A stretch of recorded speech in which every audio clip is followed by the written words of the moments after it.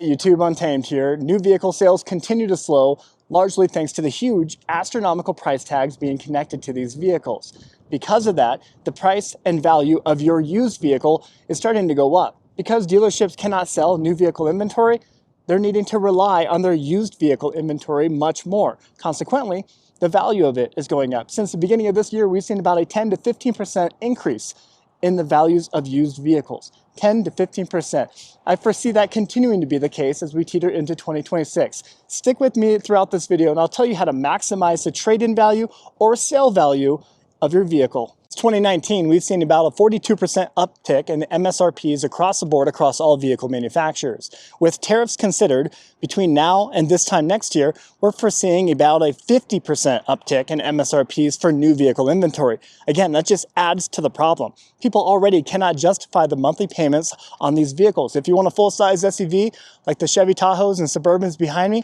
get ready to fork over $75,000. Sometimes over six figures if it's a high-spec, high-country, high-trimmed example. And if you want a full-size pickup truck, get ready to spend over $64,000. That has become the norm. Absolutely sickening. In most cases, if you're interested in spending six figures on a truck, come get yourself a heavy-duty example. A diesel option will generally run you high 90s into the six figures. Pretty wild. How do you sell your vehicle for the most amount of money? I always suggest to people to go to Carmax as their first stop.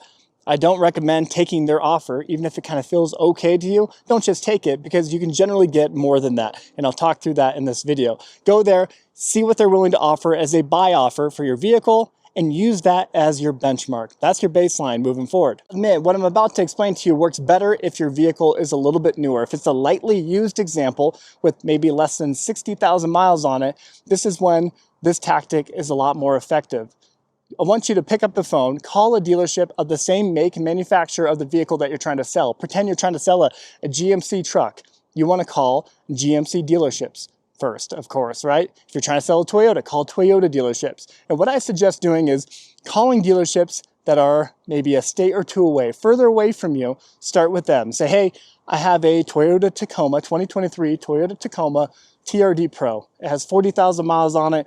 Carmax offered me this. Maybe take a picture of that offer that Carmax give you or screenshot it if they emailed it to you and use that as your baseline. Say, hey, are you willing to beat this offer? Are you interested in my Tacoma TRD Pro?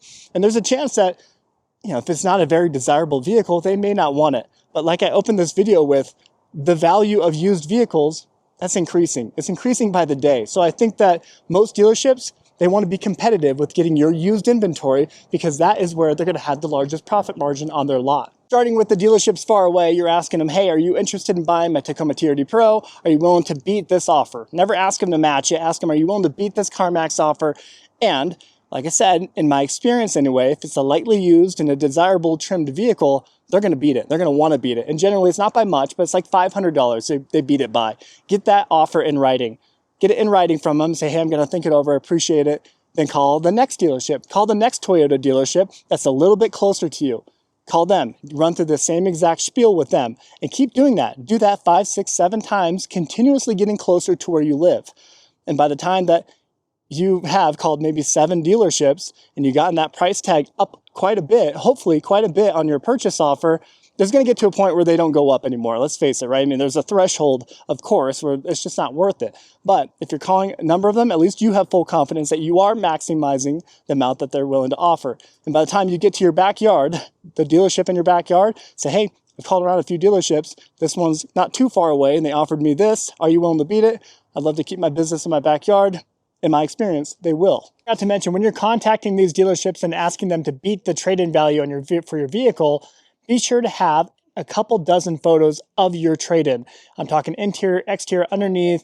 Be sure to have a good description prepared with the VIN number, of course. If there's any ailments or problems with the vehicle, you need to be honest and transparent. You got a chip or a crack in the windshield, be sure to be honest. It'll save you a lot of heartache in the long run. Dealers love having pre-owned inventory, especially when they can call it certified pre-owned, like this Cadillac Escalade here, because they can charge pretty high figures for it.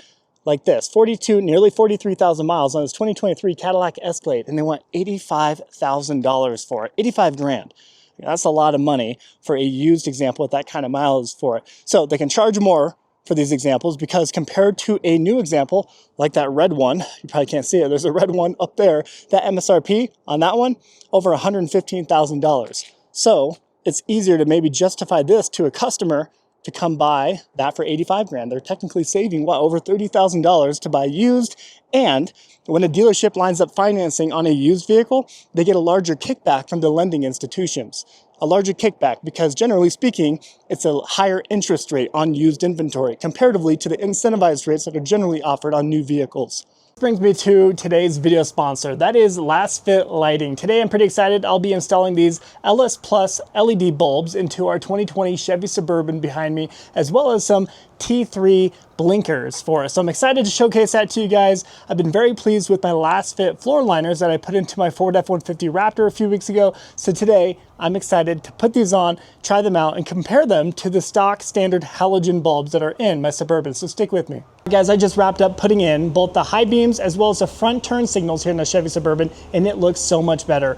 The LS Plus 9005 high beam bulbs that I put in are so much brighter. We're talking about 7 times brighter than your typical halogen bulb, with them having about 65 watts of power per bulb. So you can definitely tell as we have the high beams on. I'll put some side-by-side B-roll up here to show you what it looked like before with the halogen bulb and now with these awesome Last Fit bulbs in there. And when it comes to the turn signals here, the OEM ones that I had on it before were so dim.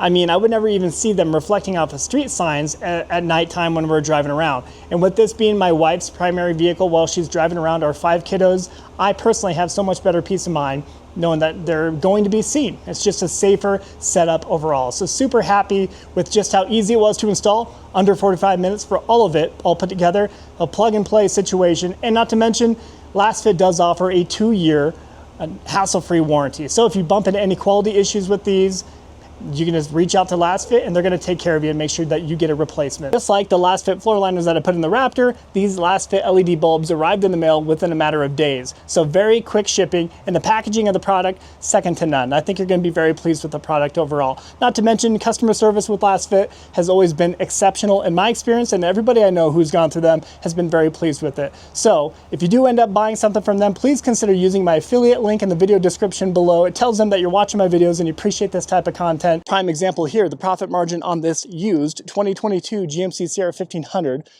is much higher compared to the profit margin on the lineup of new GMC 1500s over there. This one here, they want $39,000 for it and over 43,000 miles are already on it.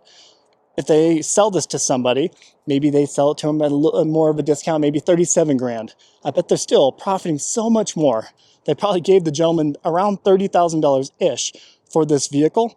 That profit margin is huge, and they're going to hit them with a higher interest rate because it is used and get a higher kickback from that lender. So it behooves dealerships to try to get as much used inventory as possible. How do you feel about this deal? We have a 2023 Buick Enclave. The retail price they claim is $47,000. They brought it down to 45 grand originally with 54,000 miles on it. But look at that, we got a yellow placard bringing it down to $39,000. Yellow placard making it seem as though you're saving tremendously on it when you're not. And that government shutdown is coming on thick when you're starting to see Forest Service vehicles for sale at dealership lots. $19,000 for this 2017 Chevy Tahoe, 131,000 miles on it. How about that? If you're trading in a vehicle, you want to obviously use the same approach. But what I would suggest doing is negotiate the price down of the vehicle that you're buying first before mentioning and bringing in the trade.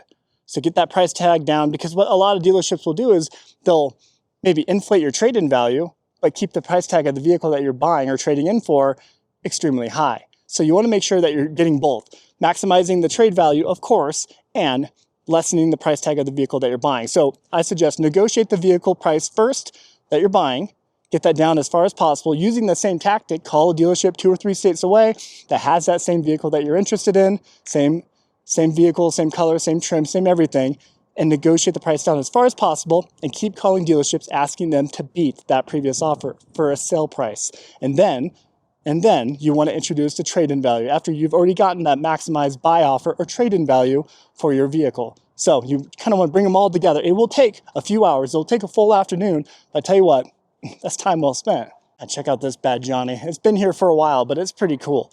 This is a GMC Jimmy. And well, look at that. great condition. It did have a hailstorm roll through and it got a few dings on it. Looks like they took care of it though. That's nice. $29,000. The GMC Jimmy here. You buying it? Those of you who've never sold a vehicle to a dealership, it's super easy. Even if you have a loan or a lien on the vehicle, it is very simple, right? Every time I've done it, it's been a very smooth, streamlined process. You go in there, you go to the finance rep, they'll cut you a check. They're going to cut you a check for the difference between your loan payoff if you have a loan on the vehicle, or of course, they'll just issue a check if you have the clean title in hand for them. So very simple, and I actually prefer to do it this way just because you're not meeting up with sketchy people in a Walmart parking lot all the time. You can avoid that whole private party transaction. Of course, generally speaking, you can get a little bit more private party. If your vehicle is older and has more miles on it, private party is probably going to be the best route. Trying to sell a high mile vehicle that's several years old to a dealership, that could be a lot more difficult, of course. Say, regardless, after you get the CarMax offer, post it on Facebook Marketplace, post it on Craigslist, maybe even go one step further, do Auto Trader, post it on these online platforms and just see where it goes. Maybe price it a few $1,000s more than what CarMax offer you. And again, you can use CarMax as a level of leverage too when you're working with private party, interested parties, right? They call you and say, hey, they offer you $8,000 less. I'm like, well, I've already have a higher offer from CarMax. You can use that to your benefit too. So leverage it either way. You can start feeling death by 1,000 cuts. The cost of new vehicles are absurd. The cost of insurance, the cost of groceries, the cost of mortgage or rent, everything has gotten completely out of touch. Let's face it. So if you can save quote unquote $15,000, $20,000 by buying a used example Jeep Wrangler Rubicon compared to buying a new one, that makes sense to a lot of people. Unfortunately, a lot of people don't do the math. When they start doing the math and actually look at the true cost of this Jeep Wrangler with current used vehicle interest rates applied comparatively to an incentivized interest rate on a new example, if they carry that loan through term 60 months or 72 months, that gap really does close tremendously.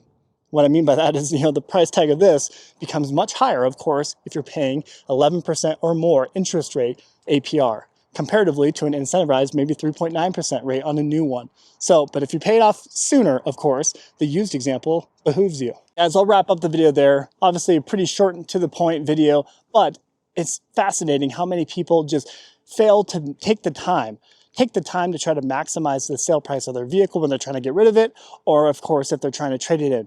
Take the time, make a number of phone calls, call a bunch of dealerships, starting far away, working your way closer to you, and I assure you, if you do it, just take a few hours in doing that, you'll be very happy you did financially. So thanks for watching as always. If you appreciate this type of content whatsoever, I do respectfully request that you please consider liking and subscribing. Your support means a ton. I promise you it doesn't go unnoticed. Till next time.